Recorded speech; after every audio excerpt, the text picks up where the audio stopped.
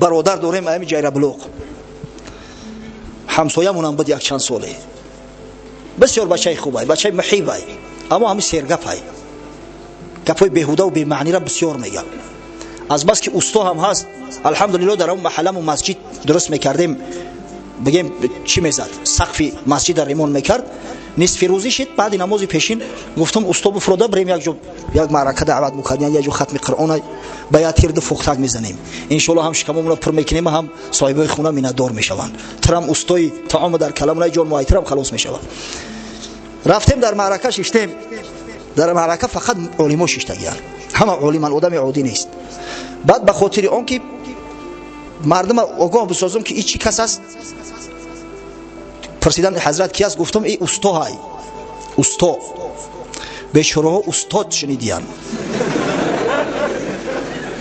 تا آخر معرکه یگان ملا زبانش باز نمیکنه، همه خب بچه میگن شاگردش ایق عقلک ایق گپ میزنه، ما را در نظر دارن، این استادش خیلی باشه.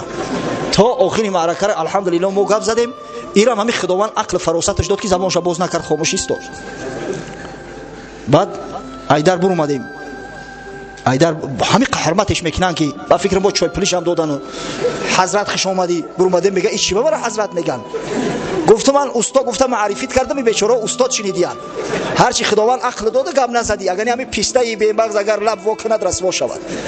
گپی بیهوده و بی معنی در کار نیست، گپ باید کم باشد.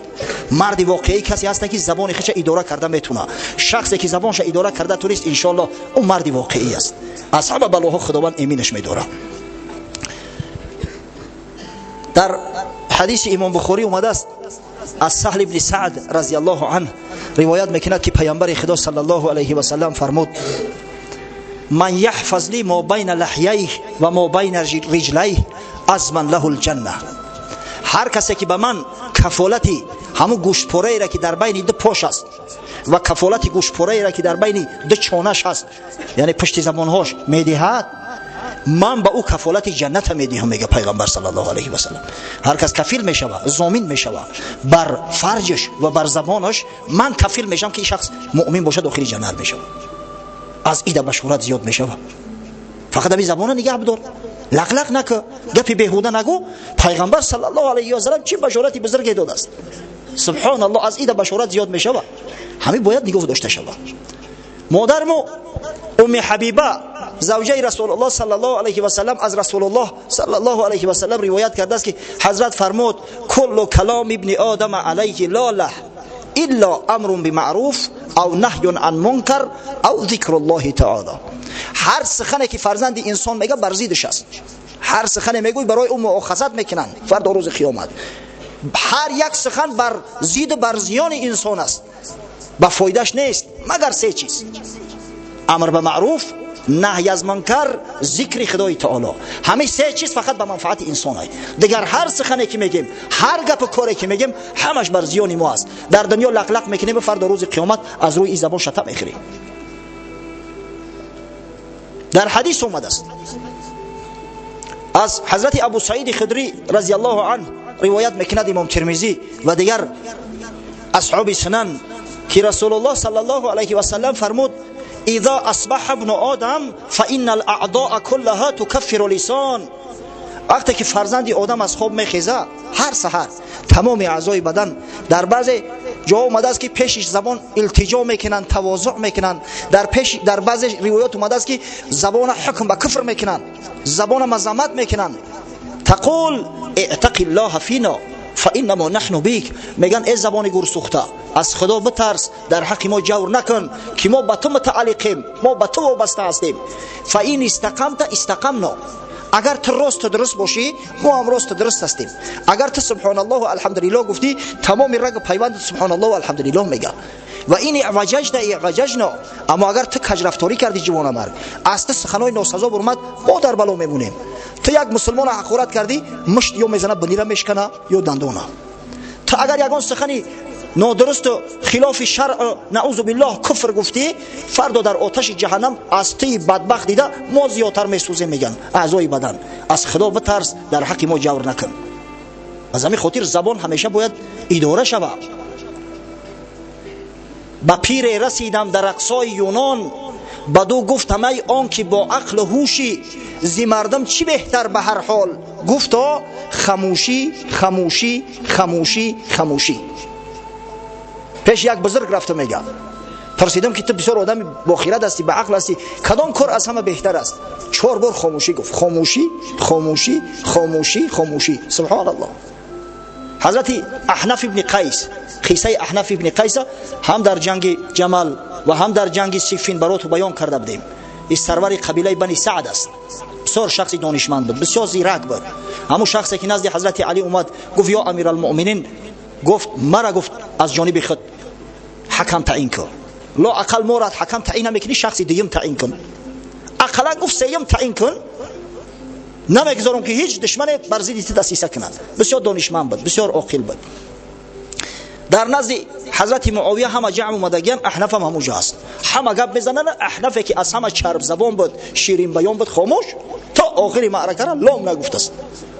بعد گفتن که یا احنف برای چی گپ نمیزنی؟ گفت اگر دروغ بگم ای خدا میترسم، اگر راست بگم ای شما. چی بگم؟ دروغ بگم ای خدا میترسم، راست بگم ای شما نمیفوره، بهترش خاموش بیستم. ببینه همه آدما را عقل دانشو فراستشون از کجا میدونن؟ از زبانشو. اول اندیشه میکنن بعد سخن میگن. او آدمی که اول سخن گفت بعد اندیشه کرد، وای به حالش که همیشه جانش در عذاب است. او را هیچ وقت عاقل خیرتمند نمیگن.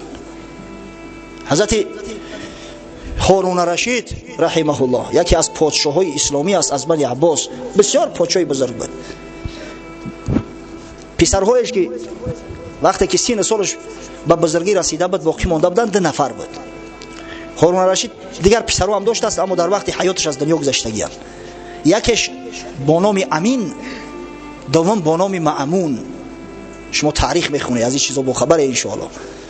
امین پسری سعیده زبیده بود، دختر عمک هارون رشید. دختری عمکش بود، محبوب ترین زنهای هارون رشید، سیده بغداد. مأمون دختر پسر یک کنیز بود. مادر مأمون رشید کنیزک بود، زن هارون رشید نمی کنیزک هارون رشید، امی ولد. در ابتدا هارون رشید همو امین پسرش ولیعهد تعیین کرده بود که بعد وفات من امین ولیعهد است. اما بعدتر وقتی که هر دو بزرگ شدن حکمش عوض کرد، مأمون جای خود ولیعهد تعیین کرد. سیده زبیده دختر عمکش وقتی شنید به غضب اومد، نزدش در اومد گفت چرا ظلم میکنی؟ اوی پسری من است. خب پسری من است، پسر یک کنیز بالاتر نباشد. گفت زنک پسری تا است، پسری من هم از دوستش میدارم، اما بنیاد ملک به عقل است. به عقل ملک عقل آبادان میداره. من نمیخوام که بعد وفات من ملک دولتم تیز از دست بره. پسری تا عقلش کامل نیست. چخیل میگه تو چخیل اثبات میکنی عقلش کامل نیست؟ هر دش یک کتاب میخونن، در پیش یک معلم درس میگیرن، چخیل عقل ای کامل به دست ایش نه؟ گفت علم دیگر است، عقل دیگر. اگر بخوای گفت واسه اثبات میکنم. گفت بسیار خوب. بعد صدا کرد، گفت امین دعوت کنین نزدم. امین صدا کردن در اومد که پدر و مادرش است. گفت یا امین، گفت لبیک یا پدر جان. در پیشش مسواک چوب ها ایستاده بودن، مسواک چوب 3 دونه‌اش در دست گرفت. در بعضی روایات اومده است که یک قبضش گرفت. گفت ما هذا؟ این چی است؟ گفت. در جواب مأمون گفت هذا مساویک. امین گفت هذا مساویک، اینا مسواک ها هستند. مسواک جمع‌بندی شکسته دارد. مسواک مساویک، اکبر اکابیر. اما کلمه مساویک دیگر معنی هم داره. از مس و مساوی به معنای بی‌عقلی، دونهیمتی، بی‌غیرتی، احمقی. مساویک یعنی احمقی تو، مساویک. ببینه امین در حال گفت به اندیشه. بعدن گفت اگه مأمون صدا کنه. مأمون رشید اومد. مأمون بسیار زیرک بود، همه عقل بسیارش اخیر سببگاری آن شد که از راه هدایت گمراه شود، طرف معتزلیه را گرفت. حضرت امام احمد حنبل خیلی جبر ظلم کرد، مجبورش کرد بگه که قرآن مخلوق است، نعوذ بالله. اما حضرت امام احمد حنبل هم که امام اهل سنت و الجماعه است، سالهای طولانی حبس و شکنجه را به ذمه گرفت، اما به زبان نگفت که قرآن مخلوق است. گفت قرآن کلام خدا است، صفت خدا است، مخلوق شده نمیتونه. و همین مأمون رشید صدا کرد، گفت یا مأمون ما هذا؟ ای مأمون، گفت در دستی من چی است؟ این چی است؟ مأمون با عقل اول اندیشه کرد که مساویک. مساویک دو معنا داشته است. یکیش به معنای مسواک چوب ها، یکش به معنای احمقی و بیعقلی و بیخیردی میشید است. برای همین دید از بس که زیرک بود با عقل بود گفت هذا مسواک و هذا و هذا، این مسواک است گفت ایشم و ایشم، جمعش نکرد. این چوب مسواک است گفت این چوب شم و این چوب شم. گفت دیدی اکا عقل انسان با اون دانسته می شود که پیش از او که سخن از زبان برونه در معنی سرش اول او را هضم میکنه بعد خارجش میکنه از زبان. پیشتر ایت هضم نکرده حتی اندیشه نکرد که مساویک میتونه که دیگر معنا داشته باشه، در حال مثل اتومات از زبانش برون اومد.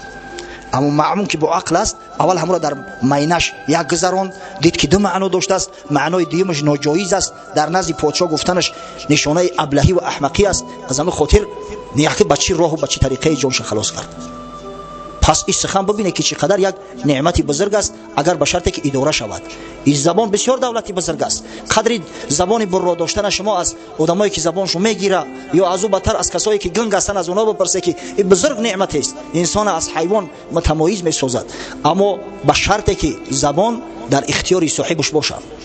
زبان بریده به کنج نشسته سومم بکم، به از کسی که نباشد زبانش در حکم. همین زبانت بریدگی در یک جا خاموش باشی بهتر است از او که زبان در حکم صاحب نباشه، هر لقیگی و هر سفسطه از زبان خارج شدن بگیره.